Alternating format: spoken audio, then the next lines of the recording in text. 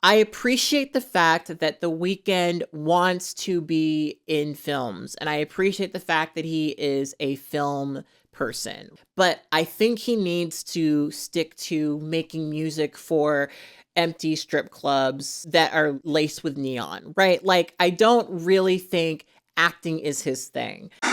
This video is sponsored by Skillshare. Skillshare is an amazing online learning platform that offers numerous classes taught by industry professionals. From writing, illustration, photography, animation, and more, there are so many classes to choose from on Skillshare, and they're constantly updating with new premium classes that can help you learn new skills and even start new careers. Right now, Skillshare is offering my followers a 1-month free trial of Skillshare by clicking the link in my description box below. One of my favorite classes on there is Thomas Frank's productivity class. It's really great if you are trying to become more productive, and it's great at helping you hone your energy, especially while pursuing your creative endeavors. So if you're interested in becoming a member of Skillshare, you can click on the link in my description box below. Anyway, actually, ever since I got off of Twitter, I have not really been as plugged in to the world as I used to be. So I say this in like every single video that I make, and I know that people are getting tired of me saying it, but this is one of the times where I actually feel like my disconnection from the internet and the various discourse around certain things definitely influenced this video. And so I actually am uploading a very different version of this video than I was expecting to upload. This is going to be my review of the first 2 episodes of the long-awaited HBO show, The Idol. Now, I'm going to show you guys the initial review that I filmed because when I sat down to watch The Idol, I watched it like I would any random TV show that I would find on a streaming service. I knew very little about it aside from the fact that Jennie from Blackpink was in it, and I didn't understand at the time that the complexities behind the production of the TV show actually explained quite a few of my issues with the show. So I'm gonna show you guys my review, and keep in mind, this is a review that I did without really understanding what I now understand. We'll get to that later on in the video, but this is my review of the first 2 episodes of The Idol, and I will issue a disclaimer here. I mispronounce the name of The Weeknd's character. The character's name is Tedros, not Kedros, as I say throughout the review. And yeah, I apologize for that, but this is my review of the first 2 episodes of The Idol. So there's this new show called The Idol, and if I'm being honest, I was pretty excited about it because, as some of you have been able to figure out, I am K-pop trash. And for better or for worse, I'm a Blink, right? I like Blackpink, and Jennie from Blackpink is actually in The Idol. So I watched the first 2 episodes of the show, and I thought that I would give you guys my thoughts. There are lots of thoughts. I want to give you guys some general thoughts, some specific thoughts, and my general reaction to the show. So if you guys don't know, The Idol is about a pop star named Joss. Joss recently lost her mother and apparently had a bit of a mental break. The show opens up with her in the middle of a very exploitative photo shoot, and it's very apparent that the people around her don't really value her. She's clearly being exploited. She's very clearly not being thought of with any consideration beyond what money she can make for them. And it's like these vultures that are hovering around this very vulnerable person. Now, The Idol is a Sam Levinson production. Sam Levinson is also behind Euphoria, which if you guys have not seen the video, I did decide to watch all of season 1 of Euphoria in a day. And I did actually try to work on another video where I did the 2nd season of Euphoria, but there's a reason why you guys didn't get that video. And it's because, if I'm being honest, I, from what I've seen, am not a big fan of Sam Levinson. I don't know much about him, but from what I can piece together, he's really into very sexually explicit, kind of exploitative shit. And look, you guys know I'm a very sex positive person. I'm also a survivor of sexual violence. There are a lot of things that are woven within some of the things that I've seen from him that I definitely do identify. Like Joss in The Idol very clearly deals with some form of hypersexuality, which I've spoken about pretty extensively on my podcast, True Tea with katblaque. It more often than not tends to cross that line for me where it just feels like you're looking for an excuse to make this kind of content. And it doesn't always feel, at least from my perspective, more than just an excuse to have a beautiful woman on camera go through some traumatic sexual stuff. So for that reason, it often feels very facile to me. And I'm a fan of things that make me uncomfortable. Like I love when films push me there. And I actually had a thought when I first started watching this where I was like, this feels very A24, because A24 does a lot of that. A24 does a lot of almost indie-esque things that make you feel really uncomfortable. And it is actually produced by A24. So that did not surprise me. But I gave this show a chance, and I'll be honest and say that I am still giving it a chance. But I don't know if my first read of this is the wrong read. So anyway, let's get back into the story. So Joss is very clearly being pushed. She's not really passionate about what she's doing. She's putting out a new song about how much of a freak she is, and she doesn't really feel like it represents her. And she decides to go to a club with Jenny's character, Diane, where they meet a very, how do I describe this? Dickish. We're gonna go with dickish.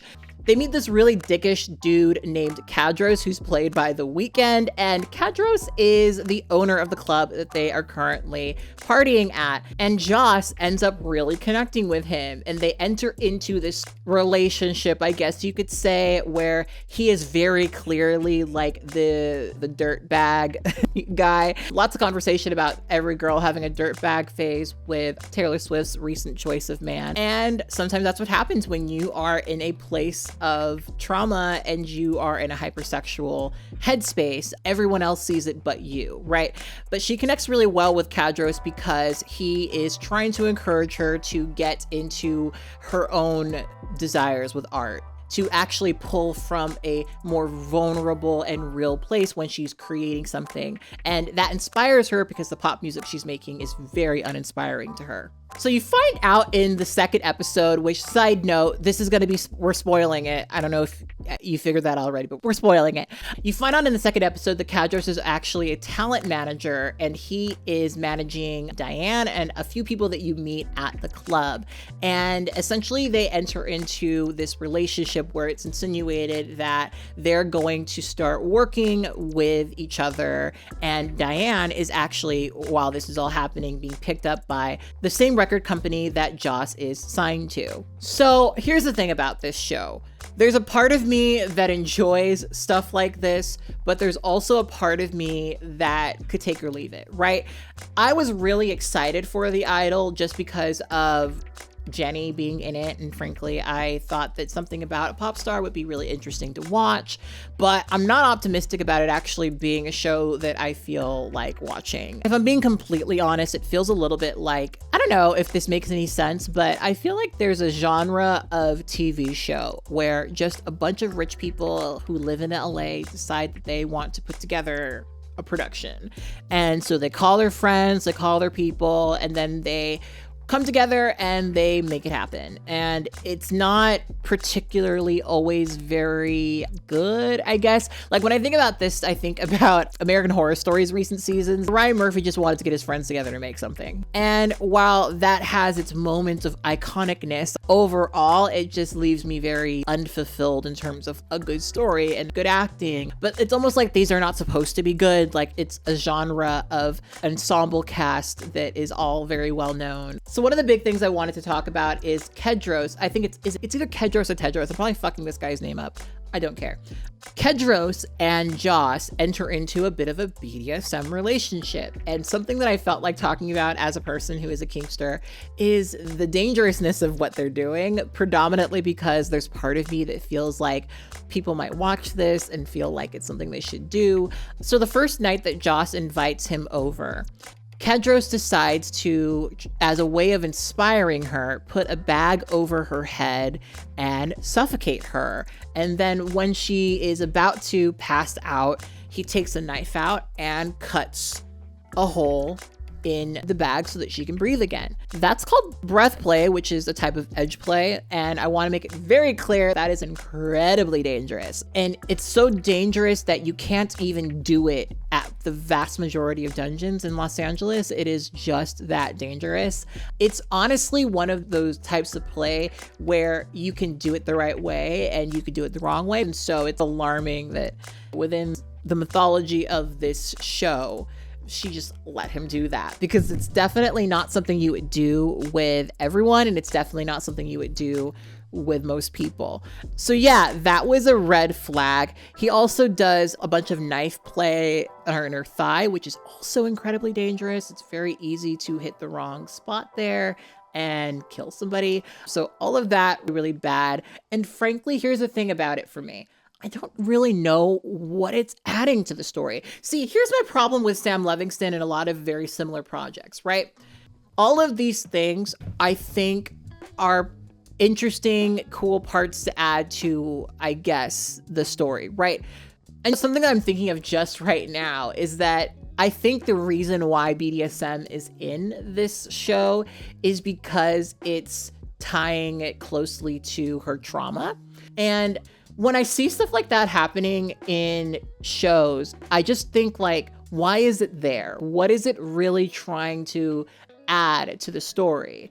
And frankly, it's not really adding anything. And I don't think it's meant to add anything. I think it's just there to be shocking. And I definitely felt that way about a lot of the things in Euphoria as well. It's not impossible for Joss as a character to also be into breath play and all these other things, but why does it exist? Maybe we'll figure that out later, but it seems like the only thing that's adding to the narrative is building up Kedros's character as a domineering, dominant person, because it's clear that in his talent pool, he is the one dominating all of the artists beneath him sexually. In fact, the black man who is part of the group, whose name I do not remember at this point, is very clearly the standard stereotype of a black man in that position. There's a scene where he is ordering him around, controlling him sexually as he performs for a room full of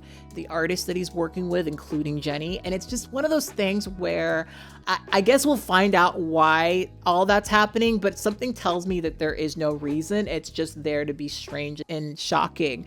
And I kind of wish that BDSM appeared in films like this in other contexts where that wasn't the point. Do you know what I mean? I really want for more people who decide to use BDSM in film and media in general to have a bit more of an understanding behind it. Like, the only way that I'm used to seeing it in the media is just to be shocking. In fact, I mentioned Ryan Murphy earlier. The first season of American Horror Story, there's a whole GIMP storyline, and I don't believe they ever actually explain why there's a GIMP suit in the house. It's just there to be shocking and strange, which I guess has its use, but you can't actually tell a story by talking about how these people practice BDSM. I think The Idol is like a lot of A24 projects, right? Like, it's experimental, it's really beautiful at certain points, but a lot of the things within it are just like pointless exploitation. Like, I'm not a Blink who's like, oh my gosh, I can't believe that Jenny said that or is in a project like this, because she's an adult. She can do that. I get that we all watched her grow up or whatever, but she is an adult and she can do those things and may be actually doing those things off camera. Who knows? But at the end of the day, it just didn't really necessarily feel like it was adding anything. And who knows, maybe this is part of it, but so much of this show just feels like aimless, like exploitation shit, and it's almost meta in that part of the storyline around Joss is that she's being exploited. And I also feel like Lily Rose Depp is also being exploited in a similar way. And I think the weird part about it too is the first scene that I talked about where they're doing this photo shoot, there are all of these people who are trying to keep her safe, right? There is a intimacy coach, and there's somebody that is advocating for her with limiting her nudity because of the contract that they wrote. And it's like, all of those characters are just silly and stupid. In fact, at a certain point, one of them gets locked away into a bathroom. And it's, part of me is like, is this trying to be self-aware? Is this trying to poke at what it is doing? Like, is it supposed to be a criticism of exploitation? Maybe, but the more I watched this show, the more I got the impression that it wasn't that. It was actually just laughing at the idea that we would have an intimacy coach and that they would care about the degree of nudity and the contracts that agree or disagree with it. Like, it just seemed like it was actually trying to make light of that. And I know some people who work as intimacy coaches on sets, and it is a tough job. And there are definitely people who believe, for whatever reason, that there don't need to be intimacy coaches on sets, but there definitely does. And there are definitely a lot of good reasons why they should be there, if only to advocate for the actors, the people that are on camera. And so, yeah, I feel like those are my general thoughts on The Idol. I didn't really understand what the purpose of all of that was, and I'm very curious if other people felt the same way. I'm sex positive. I like sex, enjoy sex, and think sex is a normal thing that people of age should be participating in if that's something that they want to do. But I just get the impression that this is a show that is close to being self-aware. It's close to being aware of the criticisms of exploitation, but it didn't really feel as though they actually felt that way. The first couple of scenes, I felt like they would later make it clear that's what the point was, right? To criticize exploitation, but the rest of it was so exploitative that I didn't really necessarily think that they were gonna do that. So that was my review. And as I said, I didn't understand that a lot of the issues that I had with the TV show could really be chalked up to its complex production. Once I found out a lot of the things that happened behind the scenes, it really contextualized ultimately why I didn't like this TV show. Okay, so obviously I was aware that The Weeknd was a part of this project, but I didn't actually know how much of a hand he had in the show. So the version of The Idol that we got is directed by Sam Levinson, who, like I said, is the director of Euphoria. But before Sam Levinson was on the project, a director named Amy Seimetz was on the project. And she's known for The Girlfriend Experience and She Dies Tomorrow, which are two really risque projects that center around women. Initially, The Idol was supposed to be about a female pop star who was going through a sexual revolution, who in the process ends up falling into a cult very similar to Nixon and Scientology. However, several former crew members said that Seimetz was set up to fail. She was given a script that wasn't finished. There was no finale. And at a certain point, HBO actually asked her to put her own spin on the finale and write it herself, which made her and her assistant become writers of the show. And there were just a lot of inconsistencies that made it so that she felt like she was constantly on an uphill battle with HBO. Now, keep in mind, a lot of people signed on to this project because they were really excited about the story, specifically because at the time, the story had a more decidedly feminist lens. People describe the original script as a layered narrative that was compelling, so compelling that you couldn't put it down. Seimetz actually completed about 85% of her version of The Idol before HBO would ultimately say that they weren't a fan of the direction that she was going in. The show just didn't have the punch that they were looking for, and that's when they brought Sam Levinson onto the project. Now, HBO really loves Sam Levinson, obviously, because of the massive success of Euphoria, and it's clear that Sam Levinson was a little bit of a diva because he knew that he could get away with a lot of stuff on this project because of how much HBO loved him for Euphoria. HBO apparently wanted what they called Hollywood's sleaziest love story, and Sam Levinson was the perfect person to deliver just that. In the April of 2022, there were reports that came out that said that The Weeknd felt that the original script had too much of a female focus, and frankly, he wanted to be more involved in the project. He wanted for his character to be a little bit more centered, and so he was pretty happy with a lot of the changes that Sam Levinson made. They embarked on a completely new direction, but because The Weeknd's schedule was so packed with his various concerts and tours, it was pretty clear that they couldn't make him more of a central character. Sam Levinson actually fired the vast majority of the cast and ended up bringing in some more familiar faces, most notably Jenny from Blackpink, and obviously this was a huge letdown to the original cast, who viewed this as the project that could have potentially been their big break, right? But Levinson was pretty determined to deliver something that would fall in line with what HBO wanted, and so they changed quite a few aspects of the story. Now, I'm going to issue a pretty severe warning for sexual violence as I describe an example of one of the changes that apparently didn't ultimately make it to the final cut. So apparently in this version of the script, Tedros, who is The Weeknd's character, would regularly assault Joss. And apparently there's a cut scene where Joss puts a egg inside of herself, and Tedros basically says that if she doesn't drop the egg, then he will grape her. I'm obviously not going to say the word, but grape is framed as a very positive thing. And Joss and Tedros end up falling into this pattern of Joss returning to Tedros for grape in order to make her music better. Yeah, this definitely sounds like something a man would write.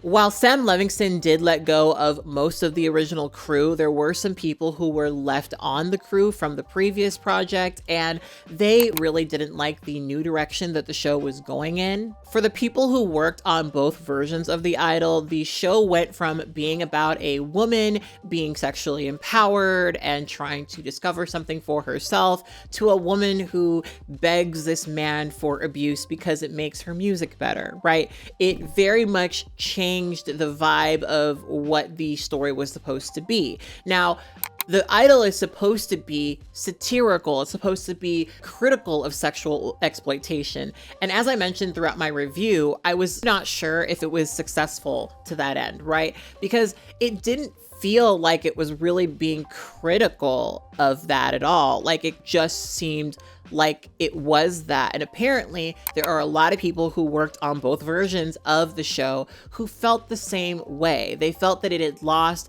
its satirical sort of biting criticism and instead became the very thing that it was supposed to be satirizing. Now, I mentioned in my review that there was a character who is a intimacy coach, and the way this character was portrayed was pretty confusing to me because the intimacy coach is clearly viewed by everyone, Joss included, as this kind of silly person who is being too concerned for her nudity, right? And I had completely forgotten that one of the major criticisms of Sam Levinson on Euphoria was that he made a lot of the actresses uncomfortable with uncomfortable nudity.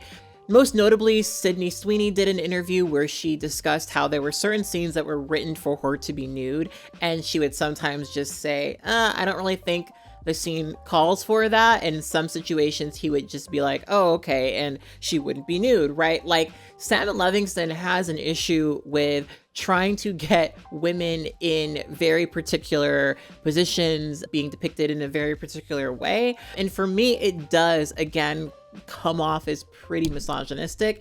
And I am a very sex positive person who believes in nudity, is totally comfortable with nudity, is a nudist, frankly, right? Like, I'm not a prude by any means, but a lot of what I saw in the show felt gratuitous and unnecessary. It didn't even really feel sexy. Like I said, I like things that make me uncomfortable. I'm into that. But again, for me, even before I knew what I now know, I kept asking, why is this in here? What does this do?